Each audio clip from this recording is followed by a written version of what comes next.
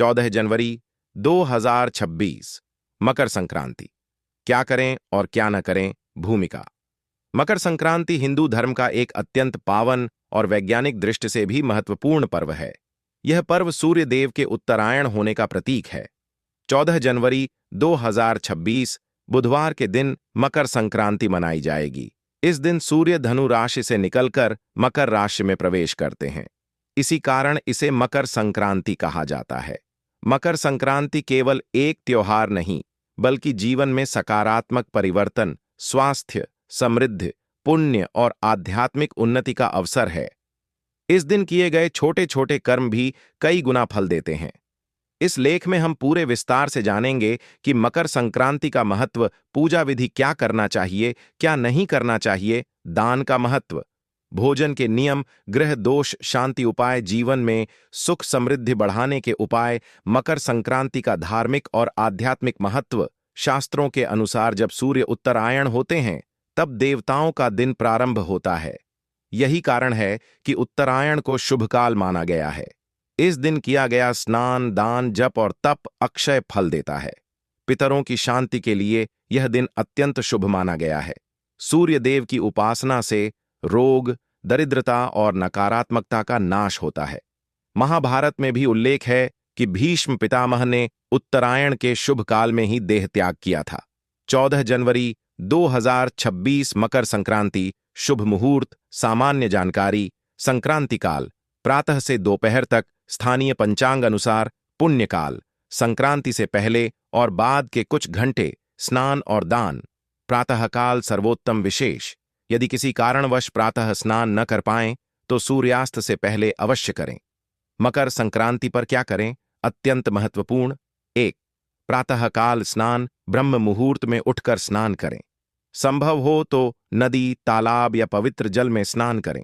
घर पर स्नान करते समय जल में तिल या गंगा जल मिलाएं। स्नान से शरीर, मन और आत्मा तीनों की शुद्धि होती है। 2. सूर्य देव को अर्घ्य दें। तांबे के लोटे में जल, लाल फूल, अक्षत और गुड़ डालें। उगते सूर्य को अर्घ्य देते समय यह मंत्र बोलें, ओम सूर्याय नमः। इससे नेत्र रोग, हड्डियों की समस्या और आत्मविश्वास की कमी दूर होती है। 3. तिल और गुड़ का सेवन। तिल गुड़ के लड्डू, चिक्की या खिचड़ी का सेवन करें। यह शरीर को गर्मी देता है और आपसी संबंधों में मिठास लाता है। 4. दान अवश्य करें। मकर संक्रांति पर दान का विशेष महत्व है। दान में क्या दें। तिलगुड़, कंबल, वस्त्र, अन्न, तांबा, घी, काली उड़द। दान सदैव पात्र व्यक्ति को और श्रद्धा से करें। 5. पितरों के लिए तर्पण। जिनके पितर दोष या पारिवारिक कष्ट चल रहे हों वे इस दिन तर्पण करें। इससे पितरों की कृपा प्राप्त होती है। 6. जप, ध्यान और पूजा। सूर्य मंत्र, गायत्री मंत्र या महामृत्युंजय मंत्र का जाप करें। कम से कम 108 बार जप करें। 7. गाय, ब्राह्मण और जरूरतमंदों की सेवा। गाय को गुड़ और चारा खिलाएं। ब्राह्मण को भोजन कराएं। गरीबों की सहायता करें। 8. घर में सकारात्मक कार्य करें। घर की साफ सफाई करें। दीपक जलाएं। तुलसी और सूर्य देव की पूजा करें। मकर संक्रांति पर क्या न करें। अत्यंत आवश्यक। 1. नकारात्मक विचार न रखें। क्रोध, ईर्ष्या और द्वेष से बचें। मन को शांत रखें। 2. झूठ, छल और अपशब्दों से दूर रहें। इस दिन बोला गया हर शब्द विशेष प्रभाव डालता है। 3. मांस, मदिरा और तामसिक भोजन न करें। शराब, मांसाहार, लहसुन, प्याज से परहेज करें। 4. बाल और नाखून न काटें। यह अशुभ माना जाता है। 5. किसी का अपमान न करें, विशेष रूप से गरीब, बुजुर्ग और साधु संतों का। 6. देर तक न सोएं। सूर्योदय के बाद सोना अशुभ माना जाता है। 7. खाली हाथ न रहें। इस दिन कुछ न कुछ दान अवश्य करें, चाहे छोटा ही क्यों न हो। मकर संक्रांति पर विशेष उपाय। भाग्य बदलने वाले धन वृद्धि उपाय। पीले वस्त्र पहने। तिल और गुड़ का दान करें। सूर्य देव को नियमित अर्घ्य दें। रोग मुक्ति उपाय। स्नान के बाद सूर्य नमस्कार करें। आदित्य हृदय स्तोत्र का पाठ करें। ग्रह दोष शांति उपाय। शनि दोष के लिए काले तिल का दान करें। सूर्य दोष के लिए तांबे का दान करें।